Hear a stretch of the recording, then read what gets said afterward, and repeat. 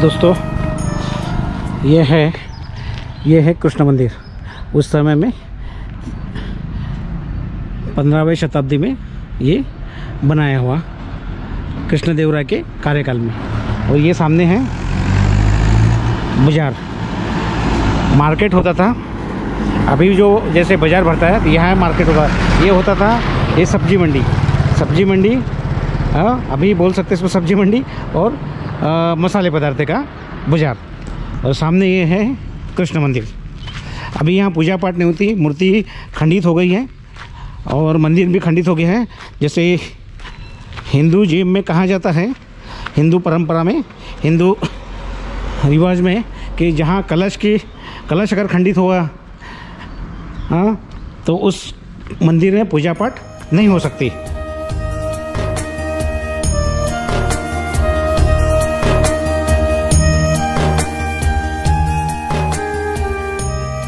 तो इस तरह ये मंदिर का परिसर। भाई कहाँ से भाई?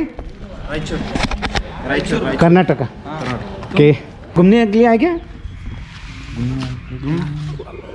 यहाँ घूमने के लिए आए क्या? दर्शन के लिए आए क्या? दर्शन के लिए। ओके ओके चलो। ये सासवे गणप्पा। हाँ ये, हाँ वो भी हो गया। हाँ वो वीर पक्ष हो गया। चलो okay, thank you sir. Here the language are some barrier between them, because they don't know the other language other than his own mother tongue. So it is quite difficult to communicate sometimes. तो ठीक है, उनको हिंदी नहीं आता उसके कारण। अच्छा, ये मैं भी मंदिर को एक्सप्लोर कर रहा हूँ। ये कृष्ण मंदिर है। ये 15वीं शताब्दी में कृष्णदेवराय जी ने इस मंदिर को बनाया था।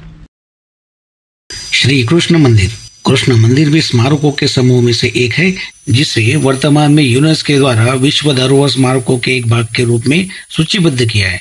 इस मंदिर का निर्माण विजयनगर काल के शासक कृष्णदेवराय ने वर्ष 1513 में करवाया था। उन्होंने उदय जीतने और उसके बाद उत्कल या उदयगिरी के पूर्वी शासन काल पर कब्जा करने के सम्मान में इस मंदिर का निर्माण कराया था। मंदिर अपनी उत्कृष्ट नक्काशी और सुंदर वास्तुशिल्प डिजाइनों के लिए जाना जाता है। राजा कृष्णदेवराय कला और वास्तुकला के प्रेमी थे और उनके शासनकाल के दौरान निर्मित मंदिर और स्मारक वास्तुशिल्प डिजाइन के लिए प्रसिद्ध है। सुंदर शिल्प का नमूना, पत्थर रूपी कारागिरी।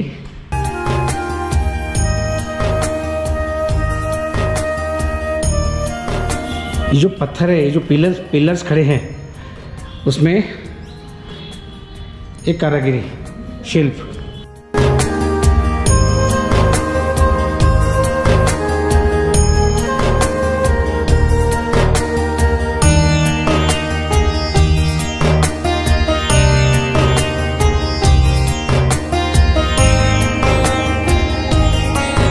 मंदिर बहुत पुराने हैं और मंदिर की जो मूर्तियाँ है वो खंडित हो गई है। उसके कारण यहाँ पूजा पाठ अभी नहीं होती।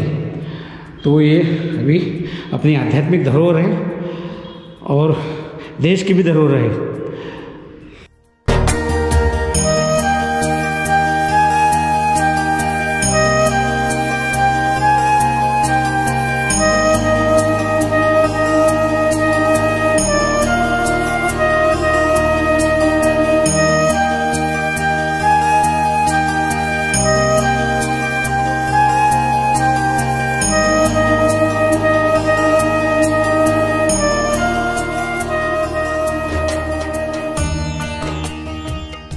भाई यहाँ दिखाने लगता बहुत कुछ है। एक एक पिलर को मैं एक्सप्लोर करूँ तो यहाँ कम से कम 500 पिलर है ना। और यहाँ कलाकृति, कारागिरी और जो पत्थरों पे की गई है कारागिरी, ये देखने लायक है। इसी तरह की कारागिरी अपने को खजुराहो में भी देखने को मिलती है। और इस मंदिर का उल्लेख तो उस समय में जो पोर्तुगीज लोग थे, व्यापारी लोग आते थे, उनके बुक्स में भी अवेलेबल है। और उनका कहना था कि अगर यहाँ का जो फेस्टिवल है वो देखने लायक होता था।